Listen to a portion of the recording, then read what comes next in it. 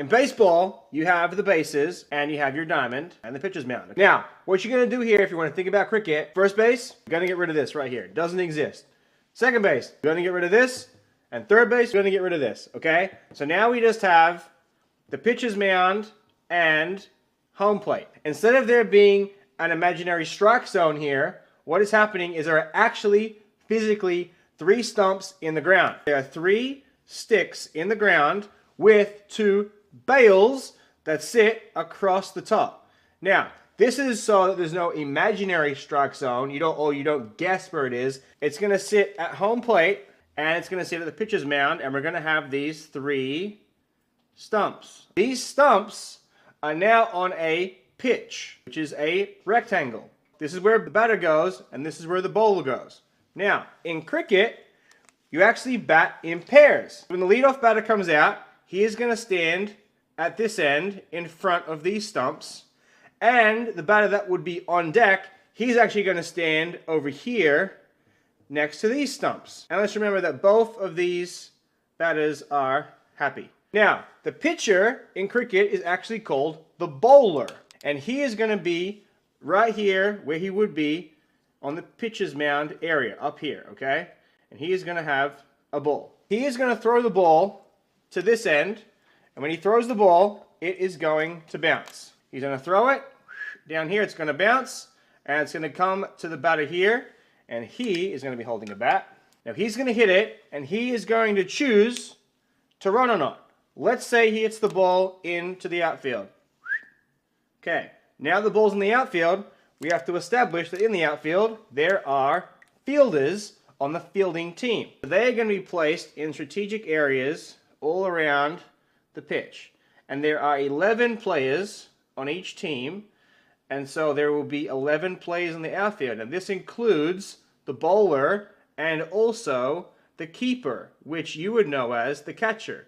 And he is the only player in the field that has gloves. When the batter hits the ball, he can choose when to run. And just like in baseball, well, in baseball you have to run, but let's say he was on second base and he would have to choose to run to third.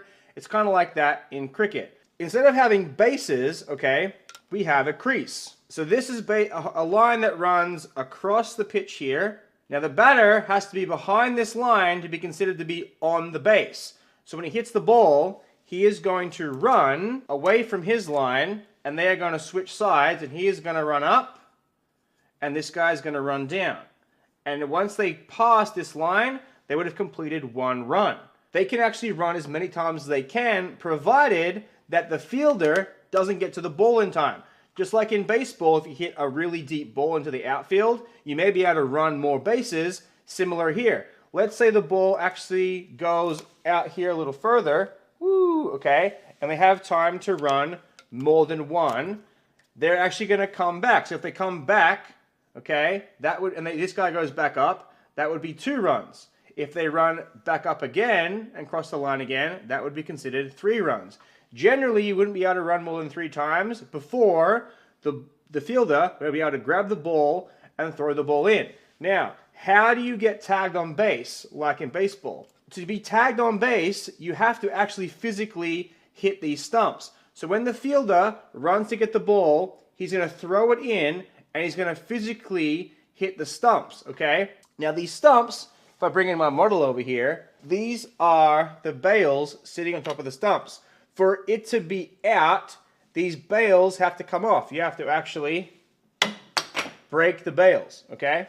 When the fielder throws the ball in, one of the other fielders can assist in breaking the stumps by grabbing the ball and hitting the bales off, or you can actually physically throw the ball and just hit him directly. The batter has to be over this line to be safe. If he's running back and he's going to slide his bat over, if it's underneath and hasn't quite touched the line yet, when he breaks the stumps, he would be run out just like you'd be run out in baseball or tagged out in baseball. In cricket, you have a 360-degree oval that you're playing on. So instead of playing in that giant V like you are in baseball, you're actually in a field that's similar to an NFL-style field. It's very big, okay, and the cricket pitch is sitting in the middle, giving you the ability to hit in 360 degrees. Now, if the ball actually touches the fence, okay, that is worth 4 points, okay? If you hit it in the field of play and it runs to the fence, it's 4 points. If you hit a home run where it actually goes over the fence on the full, like a home run, that is 6 points, okay? And then every time you make a run, that is 1 run to the total. So you could run 1, 2, or 3, and that would also go to the total.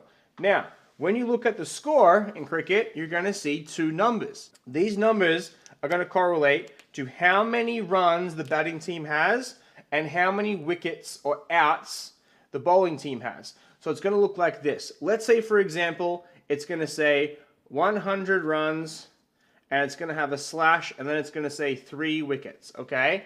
3 outs. So this means that the batting team has accrued 100 runs, and the bowling team has gotten 3 outs. So like I mentioned, there's 11 players on a team. Once a bowling team gets 10 outs, that is the end of the innings. Now, the other way the innings can end is actually by the amount of overs bowled in the game. T20 cricket, this stands for 20-20 cricket. So each team is bowling 20 overs. Now, what is an over? 1 over equals 6 balls. Or, if you were baseball terms, 6 pitches.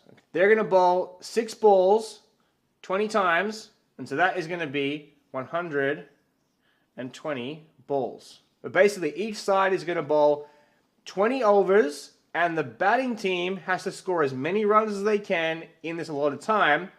If the bowling team gets all the batters that are eligible to bat out, so they only get 1 chance to bat, if they get 10 wickets, then that also ends the innings. So you're either going to end the innings by bowling all the overs or getting all the other team out.